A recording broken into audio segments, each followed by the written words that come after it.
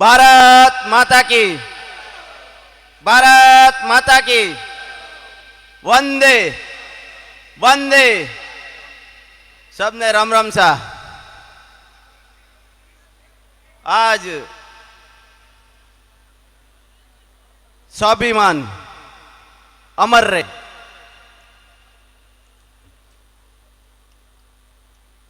पण केरो स्वाभिमान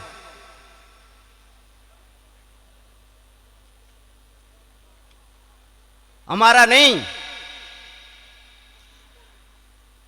सतीश कौम का।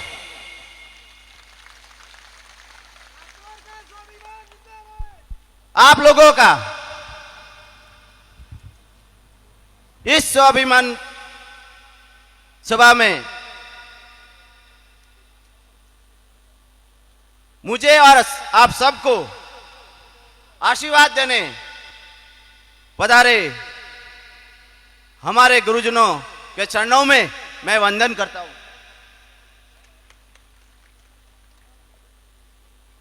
समाज के वरिष्ठगण जो मंच पर बैठे हुए, जो समाज के वरिष्ठ है, उनको भी मैं नमन करता हूं। सम्मानित मंच, सामने बैठे हुए मेरे पिता तुल्य बुजुर्ग, मेरे युवा साथी, मेरी मातृशक्ति, मेरे पत्रकार बंधु, सबको मैं तहे दिल से धन्यवाद देता हूं और आपके चरणों में मैं वंदन करता हूं और दंडक मैं आपके चरणों में नतमस्तक करता हूं। भारत माता की, भारत माता की। आप लोगों ने 2018 में भारतीय जनता पार्टी ने मुझे प्रत्याशी बना के भेजा आपके बीच में। उस समय की बात है, हमारे देवजी भाई पटेल एमपी साहब, उन्होंने मुझे बोला कि आपको इलेक्शन लड़ना है। तो मैंने उनको बोला कि भाई मैं इलेक्शन तो लड़ूंगा, लेकिन पहले मेरे सांचौर विधानसभा में जाऊंगा, मेरे सतीश कौम भाइयों को मिलूंगा और वहां जाके मुझे उनका प्रेम देखूंगा। वो अगर मुझे चाहते हैं तो जाके मैं इलेक्शन लड़ूंगा। आपको मालूम है, मैंने 3 महीना आपके बीच में, आपके हर छोटे मोटे फंक्शन में रहा। जो मेरे से बना सबसे मिला, जो आपका प्रेम मुझे दिखा और मिला। फिर जाके मैंने एमपी साहब को बोला, एमपी साहब सब तो ठीक है, लेकिन कहीं कहीं थोड़ी मुझे कहीं कमी दिख रही है। कि क्या कमी है? मैं कि सबसे बड़ी कमी है वो है हमारा समाज। मुझे सतीश कौम का बहुत प्रेम मिला, कहीं न कहीं मेरे खुद के समाज में कमी है। तो एमपी साहब ने बोला वो मेरी जवाबदारी है,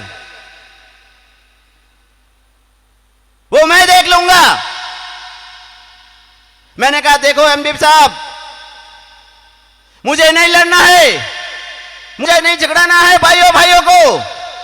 अगर आपसे हो सकता है तो आप बोलना, नहीं तो मुझे कोई लड़ने का शौक नहीं है। आपने देखा होगा भारतीय जनता पार्टी ने मुझे विश्वास जताया मुझ पे और मुझे टिकट भी दी। उसके बाद भी आज हर समाज के लोग मेरे सुख दुख में 5 साल जो खड़े रहे न, उसका ऋण मेरा परिवार कभी नहीं चुका पाएगा मेरे भाइयों।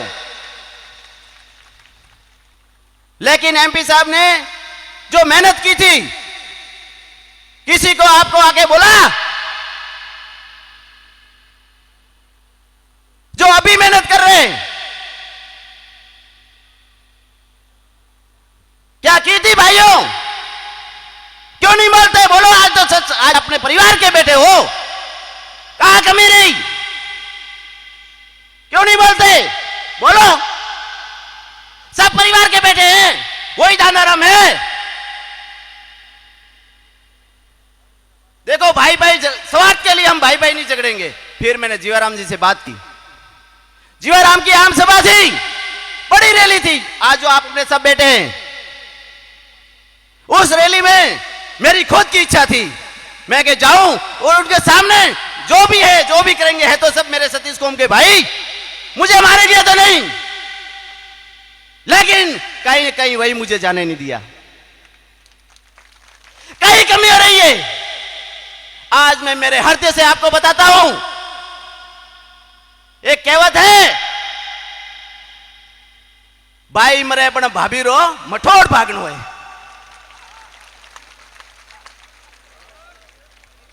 वो बात मुझे समझ में नहीं आई, क्योंकि मैं एक किसान का बेटा हूं और मेरे दादा परदादा सतीश कोम को मालूम है कि आज तक समाज में कहीं कहीं पे भी अच्छा ही काम किया होगा, उसके लिए आज उसका पुण्य हम कमा रहे। तो मैंने कोई विश्वास किया, कोई गुनाह नहीं किया। विश्वास करना कोई गुनाह नहीं है। व्यापारी इतना बड़ा धंधा करते हैं, बिजनेस करते हैं, करोड़ों रुपए का एक जबान पे, एक वाक्य पे, एक फोन पे विश्वास से काम करते हैं। अरे ऐसी क्या दुश्मनी थी पटेल साहब, तो मेरे साथ आपने इतना बड़ा बदला लिया? पटेल साहब बोल रहे हैं मैंने धोखा नहीं दिया। अरे मेरे भाइयों, अगर आपने धोखा नहीं दिया तो आपका 5 साल का जो 1 साल के बाद जो 4 साल का व्यवहार था, मुझे बताओ। आपने मुझे किस दिन बुलाया? आपने ये बोला कि भाई ये कर, वो कर, वो कर। मुझे सब मालूम था। मैं हृदय से बोलता हूं, आज मैं पूरा सच बोलूंगा। 4 सालों में आपने मुझे कब बुलाया घर पे कि ये कर? क्योंकि उनके व्यवहार से मुझे सब मालूम पड़ गया था। लेकिन मैं आपको नहीं बता सकता था, क्योंकि मेरे साथ 60,000 वोट मेरे भाइयों ने दिया है। उनको ऐसा नहीं लगना चाहिए कि कहीं कहीं मेरा भाई टूट गया है, क्योंकि उनका दुख मुझसे नहीं देखा जाता था।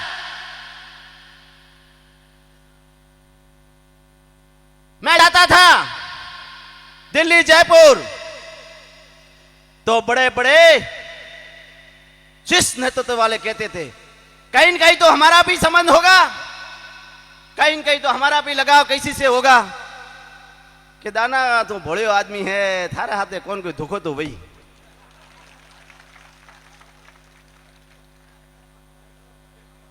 ये शब्द